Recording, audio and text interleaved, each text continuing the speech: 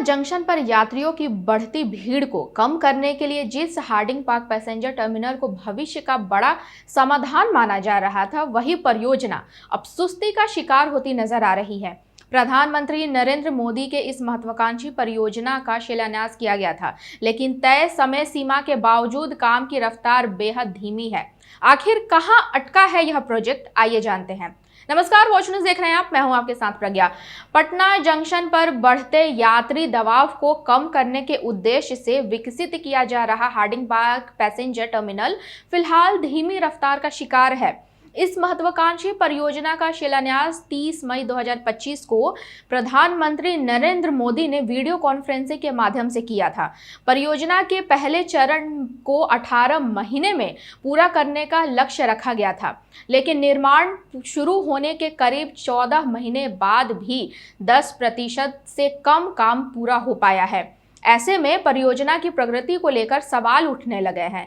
करीब 95 करोड़ रुपए की लागत से तैयार हो रहे पहले चरण में G+4 स्टेशन भवन, G+6 भवन, सबवे, फुटओवर ब्रिज, सिग्नल एवं दूरसंचार भवन, बाउंड्री वॉल और 5 प्लेटफॉर्म का निर्माण किया जाना है। योजना के अनुसार पूरे प्लेटफॉर्म और रेल लाइनों को मेट्रो और एयरपोर्ट की तर्ज पर आधुनिक कवर शेड से ढांका जाना है, ताकि यात्रियों को हर मौसम में बेहतर और आधुनिक सुविधाएं मिल सके।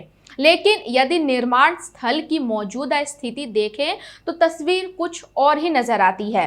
बाउंड्री वॉल का काम अब भी अधूरा है। कुछ जगहों पर मिट्टी भराई और समतलीकरण का कार्य शुरू हुआ है, लेकिन कवर शेड का एक भी पिलर अब तक खड़ा नहीं हो पाया है। निर्माण के लिए लाई गई कई मशीनें मैदान में खड़ी हैं, जबकि अधिकांश हिस्सों में काम लगभग ठप पड़ा हुआ है।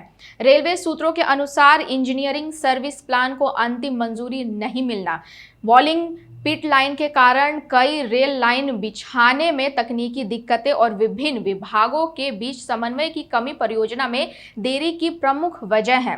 पूर्व मध्य रेल के महाप्रबंधक छत्रसाल सिंह ने समीक्षा बैठक में निर्माण कार्य की धीमी गति पर नाराजगी जताते हुए 10 दिनों के भीतर काम में तेजी लाने का निर्देश दिया था।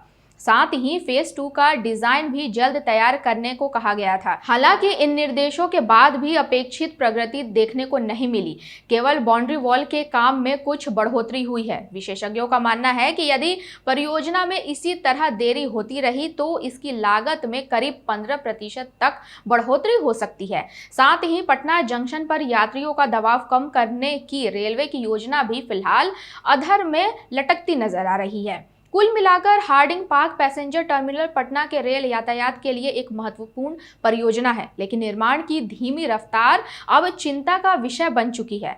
अब देखना होगा कि रेलवे इस परियोजना को समय पर पूरा करने के लिए क्या कदम उठाता है। हम आपको अपडेट्स देते रहेंगे, बने रहे वॉच न्यूज़ के साथ।